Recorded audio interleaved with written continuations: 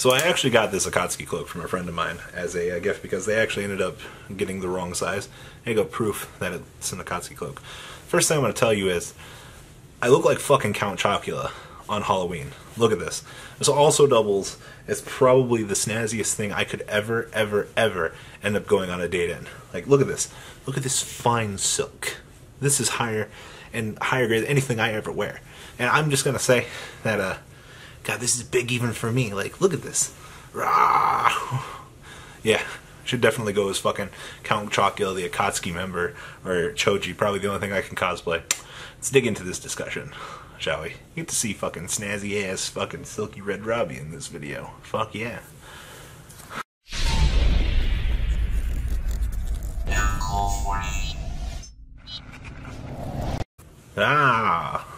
Alright, so Konami decided to get ahead of us a little bit here. And these are some of my favorite types of videos. So we have artwork for 3 cards from Savage Strike. And I did a discussion on this last time that we had, the Legendary Dragons get announced, kind of discussing some of the potential effects and things that we could have here.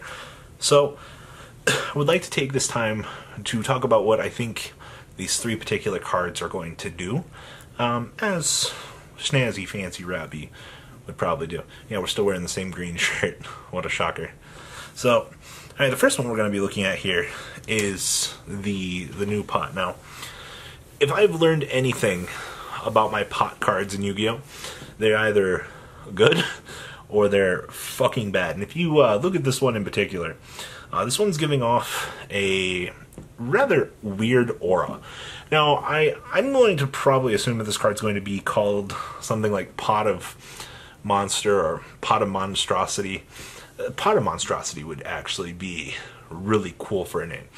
But if we've learned anything from the game of Yu-Gi-Oh!, this pot's probably going to be bad.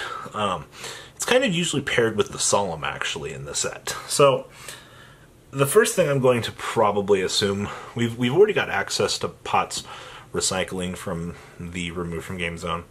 Other pots like that. We don't actually have a pot that discards to draw yet, actually. Could that be the way that we could be going with this? This also could, since you have the 2 pot sides kind of back to back here, this could be a coin pot as well. So keep in mind, this could very easily be a discard a card, draw 2 cards, as both sides of the pot, trading in a good card for potentially something better. Or this could be as bad as activate once per turn, banish 10, flip a coin, draw 1, draw 2. Alright, that's a little shitty there. Alright, we've seen to the extremes that Konami will go for these guaranteed +1 cards, like banishing 10 to draw 2. Yeah, that's fair for a +1, but what if this pot is just flip a coin, draw a card? If flip a coin, call it heads, draw a card, tails, draw 3 cards, or some shit like that. Like, it's got to be something like that. Now, the way it looks typically influences my decision for it, and the way that this card looks, it doesn't look good. I could be absolutely wrong, but just generalized pots we don't have. We don't have one that discards for fuel. We don't have a coin-based pot yet. I assume a coin-based pot would probably not look anything like this. But for a card to be called Pot of Monstrosity or something like that, just in terms of generalized speculation, I think I think we could see the coin pot before we'll probably see a discard and draw pot. Just my 2 cents. I don't know why Konami would ever release just stop. It's probably going to be a fucking pot that requires a coin flip. It's like Cup Ace, but probably even shittier. So take it for what you will. I'm sure I've seen other pot speculations on this one. I've seen some crazy shit.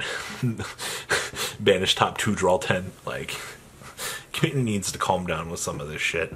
Count Chocula don't like that attitude. Now the next one, this one actually is really cool. So this is Solemn guy. Now the first thing I thought of this was, this card is literally just divine protection. Like, it's so easy that it hurts. Now, for the things you need to understand with this art, first off, you've got Solemn's light just deflecting the darkness. Alright, so simple here. Ugh. Realistically, this card will probably be pay 1,000 life points when a card that you have is targeted, negate the activation of the card that targeted your cards, and destroy. Now, you could go one step further with this Solemn, and also include when a card you control or a card that you control be destroyed. For 1,000 life points, I think this is fine. All the Solemn cards essentially have some sort of limit, or some sort of like life point cost that you need to invoke the divine effect of it. Now, 500 seems too little for an effect to basically grant you protection. But I feel somewhere along the way that 1,500 is too much. I can negate a special summon for 1,500. Now, saying that this card is literally only going to do one thing, which is just prevent a targeted destruction, there's not much more we could honestly do here. The artwork does not tell me that it's going to be another negate summon type card. Because if you look at the art, you have a card that is just blah, raging at you. It's like fucking Count Chocula attacking his victim on Halloween. You know? Gotta get those kids to see why they love the taste of Cinnamon Toast Crunch. Alright, but here's the thing. You have a card that very clearly is showing divine protection. The card would probably be called Solemn Protection. Solemn Guidance wouldn't be a good word. Solemn Provocation. No. It'd probably be Solemn Protection. And it's probably just going to be pay 500's too low, but I think 500 is like the right cost for something. Either way, if the effect of this card is just pay 1,000 life points, prevent a destruction, then this card is horrible. None of us are going to want to play it. Like, it's as easy as that. So, just my 2 cents there. It's probably going to be another bad card. You know, I'm not expecting, like I said, the pots and the Solemns, they tend to go in good burst, bad burst. I definitely think we're going into a bad burst here with these particular cards. So, just my 2 cents there. And then the last one here. This one is a weird one, actually. So for those of you that, well, here's the card art. For those of you that know Dark Factory of Mass Reproduction, it was a relatively happy card. Dark Factory Mass Reproduction, allowing you to add back several copies of cards. But this one, this art says a different story to me.